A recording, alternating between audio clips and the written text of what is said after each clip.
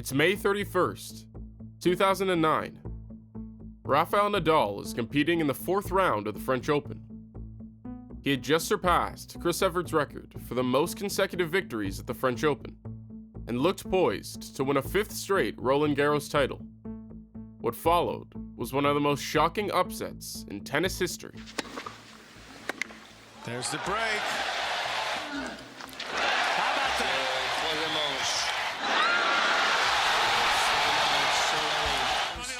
A 24-year-old unlikely Swede just crafted that match. Today, we dive into the story of Robin Soderling, from becoming the biggest underdog story in tennis to one of the most tragic career declines of all time. Robin Soderling was born in Tibro, Sweden in 1984 and picked up tennis by the age of 5. He had an exceptional junior career, winning 7 total titles, including the Orange Bowl in 2001, and reached a peak ranking of number 2 in the world. He turned pro in 2001, but remained on the challenger circuit for a couple of years. At just 19 years old, a solid third-round finish at Wimbledon in 2003 propelled him into the top 100 of the main tour. In 2004, Soderling claimed his first title as a pro in Lyon, defeating Xavier Malisse in straight sets. But for the next few years, Soderling would be stuck in a cycle of mediocrity. He would manage to win 1 or 2 titles throughout the season, but his overall play remained inconsistent, and multiple injuries prevented him from elevating his game to the top level. A knee injury in 2005 kept him out for the clay season, and multiple wrist injuries sidelined him for most of 2006. He'd find his form again in 2007, reaching another third round at Wimbledon, where he'd face off against number 2 seed Rafael Nadal for the first time. The match looked to be an easy win for Nadal, as he took the first 2 sets 6-4. But Soderling bounced back, saving a match point in the third set tiebreaker to keep him alive, and then winning the fourth set comfortably 6-4.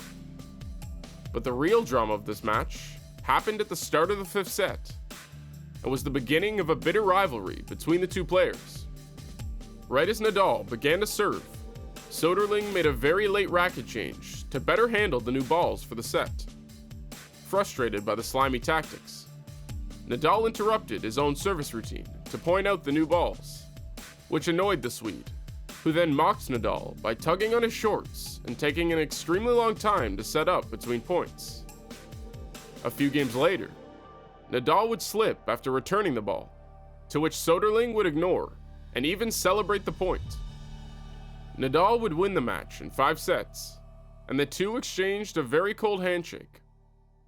Nadal lamented Soderling for his unsportsmanlike behavior after the match, which added further fuel to the fire. The Swede had an extremely disappointing 2008 season, missing time due to injury early on, and failing to crack the fourth round in any major. He cut ties with coach Peter Carlsson after the US Open, and joined up with former Swedish pro Magnus Norman to train with temporarily. His results improved immediately. Soderling claimed his first tour win in 3 years at Lyon, defeating top seed Andy Roddick and French star Julien Benneteau on the way to the title. After 2 more solid tournament placements, he finished the year inside the top 20 for the first time in his career. Magnus Norman became Soderling's permanent trainer going forward, and helped him elevate his game to an elite level. Soderling's serve and consistency improved tremendously, allowing him to stay aggressive during matches. His forehand was extremely powerful, and let him dominate a majority of the tour. Couple this with improved physical and mental fitness, and Soderling became one of tennis's biggest rising stars. At the French Open in 2009, Soderling got off to a strong start. He cruised past Kevin Kim and Dennis Istomin in straight sets, and then upset 14th seed David Ferrer in 4 sets to make it to the fourth round of a major for the first time. His reward for this was a face-off with the most dominant clay court player of all time and newly minted rival. Robin Soderling was given little chance against Nadal in 2009. The Spaniard was seeking his 5th straight French Open title, going undefeated in his last 30 matches in Paris. The pair had faced off a month prior in Rome, and on his preferred surface, Nadal showed no mercy, destroying Soderling 6-1, 6-love, and celebrated hard after every point. But despite the lopsided scoreline, the match itself was still competitive, which gave Robin confidence that he could challenge the King of Clay even on his best day. Robin's game plan against Nadal at the French Open was simple: stay aggressive. As soon as he gained an edge in the rally, Soderling would drive the ball with his massive forehand and come to the net, putting Nadal on the defensive and forcing mistakes. Soderling grabbed the first break of the match early on, and then at 5-2, broke Nadal again to win a convincing first set. The second frame was extremely tight, as 8 of the 12 games would go to deuce. Nadal broke Soderling early on, and held his advantage until 5-4. Robin was able to break back and push the set into a tiebreak, but the Spaniard kept his composure and tied the match at 1 set apiece. Set 3 is where Soderling really started to press his advantage. While his consistency was normally his biggest weakness, the Swede was able to stay composed and even began to outlast Nadal in longer rallies. Soderling seized another break opportunity at 3-all and held his serve the rest of the way to win the third set. The fourth set was by far the most competitive, taking over an hour to finish.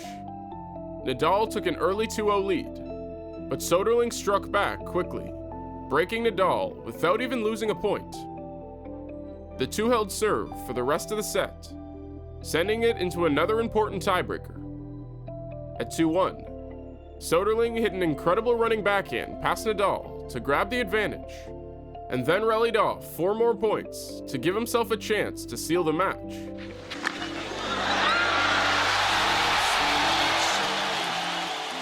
Robin Soderling became the first man in history to best Nadal at the French Open, and he did so in extremely convincing fashion. He put up 63 winners and converted on 5 out of 6 breakpoint opportunities. It was one of the best performances of his career, and he carried that momentum all the way to the finals. He dominated 10th seed Nikolai Davydenko in the quarters, and then came back from 4-1 down in the semifinals to win a 5-set thriller against Fernando Gonzalez. He met Roger Federer in the finals, a man he had lost to 9 straight times before the tournament. And unfortunately for Soderling, he was unable to break that streak, losing in 3 quick sets and handing Federer his one and only French Open title. Despite the disappointing result, Soderling had finally established himself among the elite of the sport, jumping up to 12th in the world. He reached the 4th round at Wimbledon and the quarterfinals at the US Open, 2 career bests, but fell at the hands of Federer in 3 straight majors. Soderling's surprising 2009 campaign was enough to push him in the top 8 of the world rankings, and things only improved in 2010. Despite poor performance for most of the clay court season, Soderling continued his magical streak at the French Open. He avenged his finals defeat to Roger Federer the year prior, beating him in 4 sets in the quarterfinals. He edged past a young Thomas Berdych in the semis to set up the most highly anticipated rematch of all time.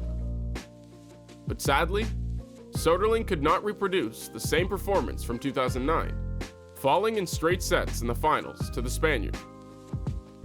He reached the top 8 at Wimbledon and the US Open, and topped it off with his first Masters 1000 trophy in Paris, defeating Gael Monfils in straight sets. Soderling even briefly overtook Andy Murray as world number 4, finishing the year in the top 5 of the rankings for the first time. But what looked to be the start of a successful prime became one of the most tragic career downfalls in the sport's history. Soderling's 2011 season started off well. He reached the 4th round at the Australian Open for the first time, and defended his title in Rotterdam against Jo-Wilfried Tsonga. At the French Open, Soderling breezed to another quarterfinal, and was met with Rafael Nadal once again for the rubber match. But Nadal proved the 2009 defeat to be a fluke and dominated Soderling in straight sets. After a third-round exit at Wimbledon, the world number 5 claimed another title on home turf, winning the Swedish Open without dropping a single set all tournament. This would be the last match Soderling ever played as a professional. In September, Robin Soderling was diagnosed with mononucleosis, an infection that causes severe fevers and fatigue. While most people recover in 2 to 4 weeks, some strands of the virus can persist for months, even years. And sadly, this was the case for Robin Soderling. The Swede was unable to play tennis or even exercise for longer than a few minutes. The illness continued to linger for years, despite his best efforts to return to professional competition. He also revealed his persistent struggles with his mental health. The pressure he put on himself to perform had taken his toll, and he began suffering severe anxiety and panic attacks for the back half of his career. In 2015, Robin Soderling officially announced his retirement from tennis, 4 years on from his last match. He continues to participate in the tennis world to this day, starting his own brand known as RS Tennis, selling various sports equipment and tennis balls. He also spent time as a coach, leading the Swedish team at the Davis Cup for a few years, and helping develop young talent like Michael and Elias Ymir. Despite a very sad and abrupt end to his career, Robin Soderling still accomplished a lot as a professional tennis player. He was the only man to best Rafael Nadal at the French Open for over a decade, appeared in back-to-back major finals, and reached a peak world ranking of number 4. But at just 26 years old, Robin Soderling's career was cut short, and he remains one of the biggest what-ifs in the sport's history.